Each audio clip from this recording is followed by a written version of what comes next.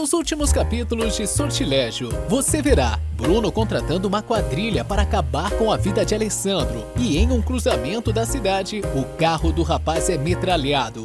E mais, Vitória encontra o filho em uma praia deserta para levar o dinheiro que ele pediu para fugir do país.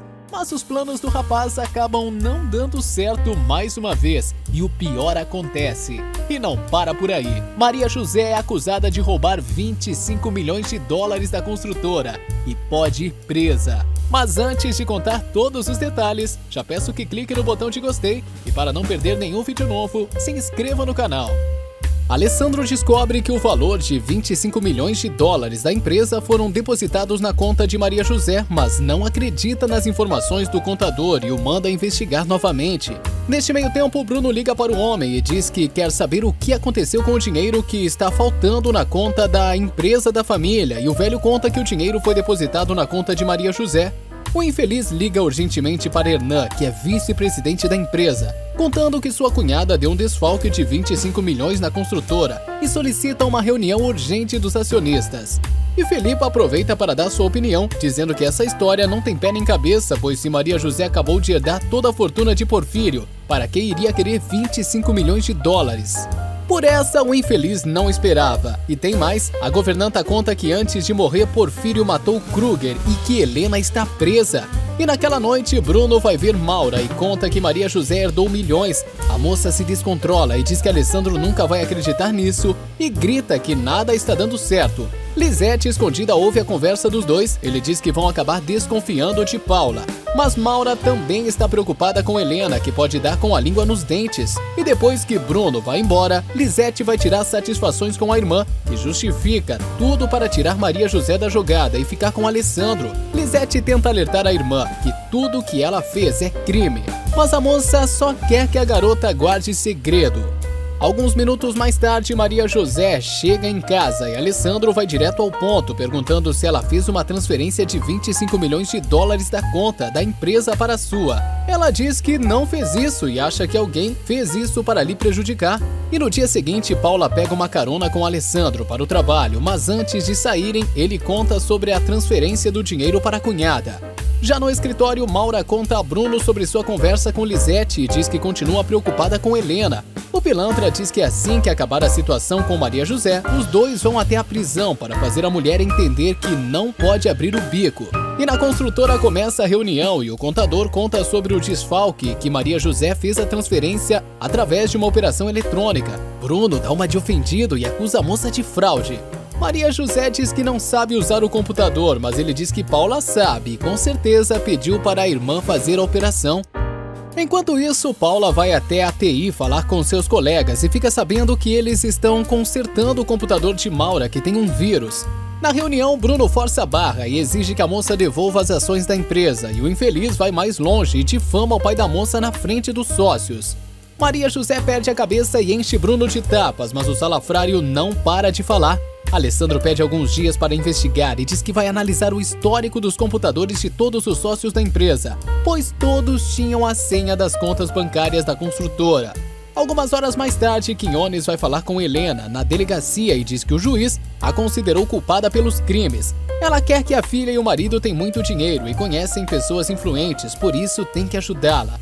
O advogado diz que a pena por tentativa de homicídio é de 10 anos, mas se somarem os outros crimes, ela pode ficar presa por mais alguns anos.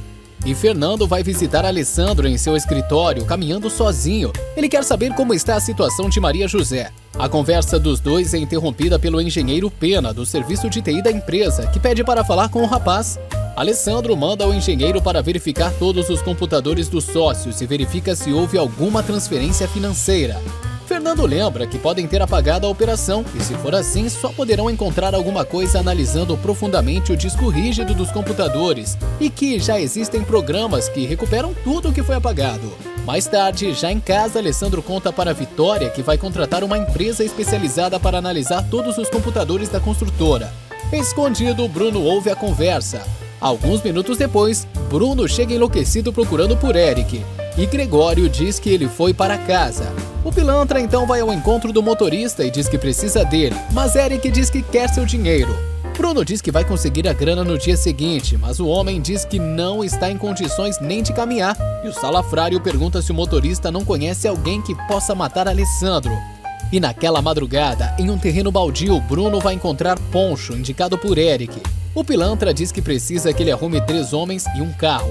O sujeito diz que já sabe o que ele quer e o demônio diz que vai pagar 500 mil na quadrilha. No entanto, o bandido quer um adiantamento. Mas o infeliz está desprevenido e é obrigado a dar seu relógio, que vale mais de R$500 mil. No dia seguinte, Alessandro e Paula vão para o trabalho e ele decide utilizar o carro de Maria José. No cruzamento, Bruno e seus comparsas estão armados com metralhadoras e disparam contra o carro, que é blindado. Alessandro protege Paula com o corpo e diz para a moça manter a cabeça baixada. Os bandidos esvaziam seus cartuchos contra o automóvel e fogem.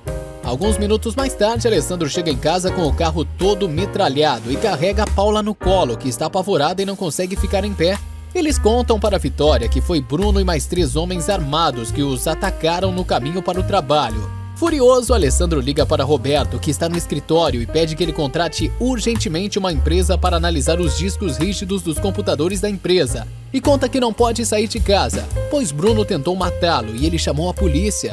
O rapaz pergunta para Maria José se alguém sabia o número de sua conta bancária e ela lembra que Maura a acompanhou nas 2 vezes em que foi ao banco. Bruno chega apavorado na casa de Eric pedindo um lugar para se esconder e diz que seu plano não funcionou, pois Alessandro estava num carro blindado.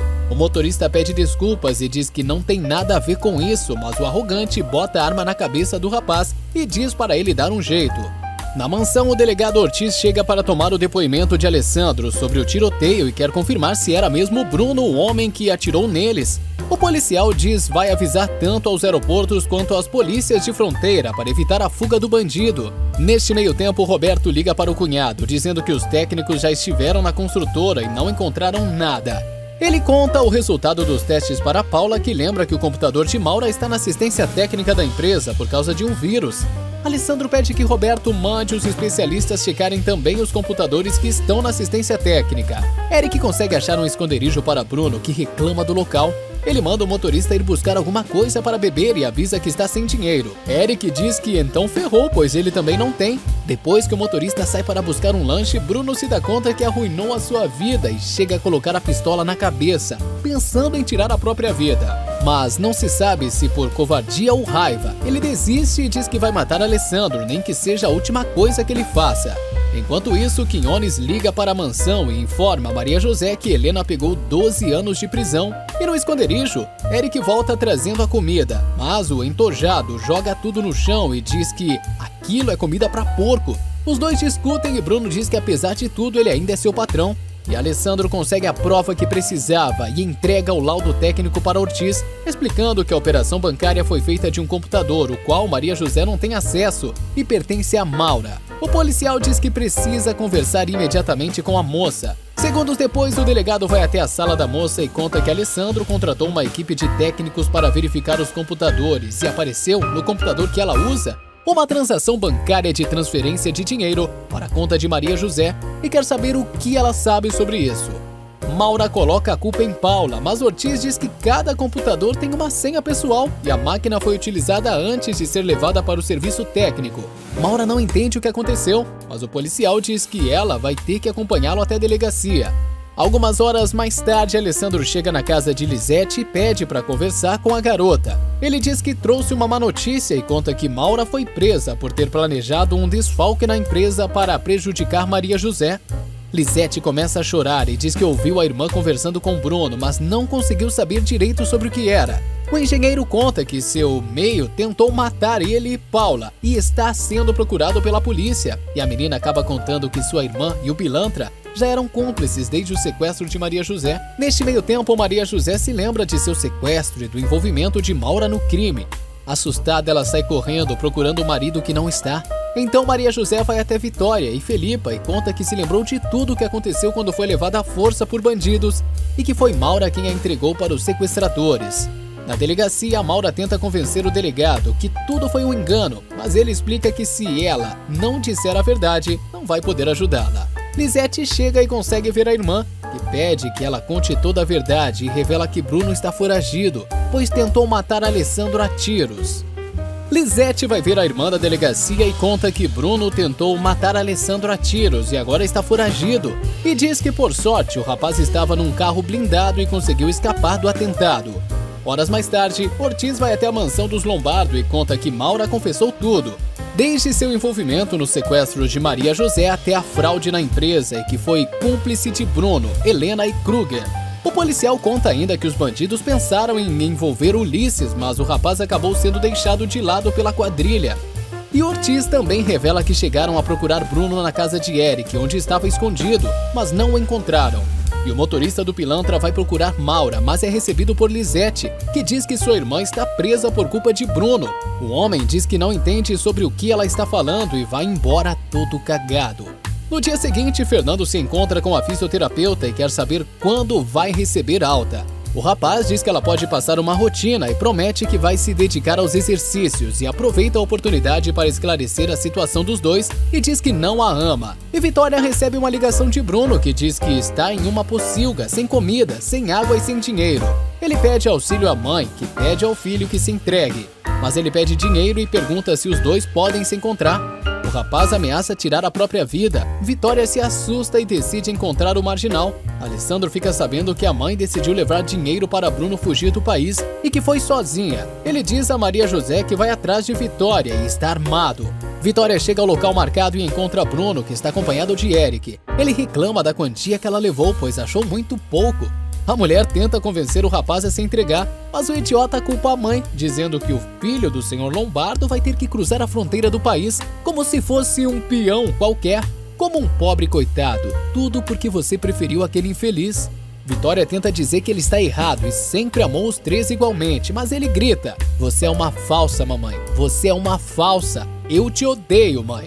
E passo a passo, Alessandro vai se aproximando do local onde o pilantra está brigando com sua mãe e o imbecil tem a brilhante ideia de envolver Antônio, o filho de Alessandro, na jogada para conseguir sair do país. Vitória se oferece para ir no lugar da criança, mas ele não escuta uma só palavra do que ela diz. Neste exato momento, Alessandro chega e Bruno grita: "Mas que maravilha! O grande herói apareceu!" E diz que quer que o irmão entregue seu sobrinho como refém, arrume um helicóptero com permissão para cruzar a fronteira e quando estiver a salvo...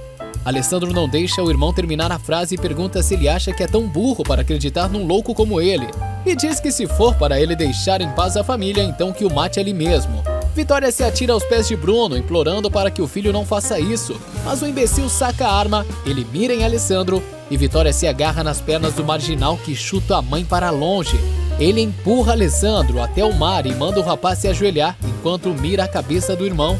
Mas com um golpe, o engenheiro desarma Bruno e aponta a arma para ele, mandando o irmão vazar. Com as mãos para o alto e segurando a arma com a ponta dos dedos e o dinheiro, o bandido finge que vai embora e quando Alessandro se abaixa para socorrer Vitória, que está desmaiada, ele atira acertando Alessandro no braço. Mas as balas de Bruno acabam e ele chama o irmão para a porrada. Como dois touros loucos, os dois se agarram a socos numa briga violenta. Os dois entram mar adentro trocando socos e Alessandro quase consegue afogar o irmão, que já está sem forças. Quando tenta novamente afogar Bruno, Vitória recupera a memória e entra na água, impedindo que Alessandro mate o irmão, que está desacordado. Alessandro tira a Vitória de dentro da água à força e neste meio tempo o Bruno recupera a consciência e pega a arma de Alessandro que está caída na areia. Ele aponta a arma para o engenheiro que protege a mãe com o corpo, mas na hora H, Eric aparece e mata o patrão com 2 tiros, roubando o dinheiro e fugindo. Alessandro e Vitória ficam desesperados com a morte do rapaz. Meses depois, Maria José, Paula e Pedrinho vão visitar Helena na cadeia e a mulher se diz arrependida de todos os seus erros. Maria José, porque a mãe fez tudo o que fez e ela explica que mandou Sandra para a Espanha, porque ela não se dava bem com Jorge. Mas diz que sabe que está pagando por seus erros e aceita isso. E Pedrinho manda as filhas saírem, pois quer conversar a sós com Helena. Enquanto isso, Vitória conta que Alessandro vai comprar uma casa na praia e que vai se mudar para lá com Felipa. A mulher convida o amigo e Irene para irem ao lançamento de seu livro e ele explica que os dois não têm nenhuma relação. Ele insiste no amor que sente por ela e pede que ela não tente planejar sua vida e diz que não tem mais nada que discutir com ela, se levantando para ir embora. Na cadeia, Helena faz dos ouvidos de Pedrinho um confessionário, mas ele diz que entendeu o que ela queria e que ele sabe que nunca poderia dar. Ele admite que foi um erro pensar que os dois poderiam ter uma vida juntos. Ela reconhece que o marido é o melhor homem do mundo e que ele merece ser feliz. Em algum momento do dia, Alessandro tira um tempo para ver Maura na cadeia e diz que perdoa a moça pelo que ela fez, se despedindo para sempre. Uma semana depois do lançamento do livro de poemas de Vitória, ela e Fernando estão caminhando juntos na praia. Ele pede que o rapaz leia todos os poemas do livro, porque em cada um ele está presente. Mas ela não cede aos apelos do rapaz e vai embora. 3 meses depois, Vitória e Roberto recebem as orientações sobre os cuidados com Raquel, pois a moça vai ter alta da clínica de reabilitação. A moça chega ao consultório do médico e Roberto elogia a ex-mulher. E Alessandro e Maria José decidem se casar no mais típico ritual de cerimônia maia. E na praia, Vitória e Felipe estão tomando conta de Antônio, enquanto o casal 20 comemora seu casamento finalmente.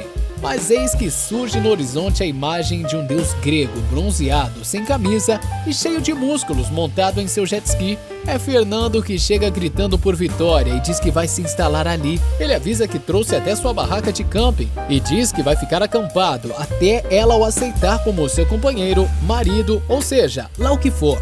Ela acaba aceitando o bonitão de volta, ainda bem, né? E alguns dias depois, acontece o esperado casamento de Alessandro Lombardo e Maria José na igreja. Ele entra acompanhado de Vitória e ela de Pedrinho, que nem um terno botou pra cerimônia. E finalmente Maria José e Alessandro, depois de tanta desgraça, têm um pouco de paz e felicidade e conseguem curtir a relação em toda a sua plenitude, cada vez mais apaixonados.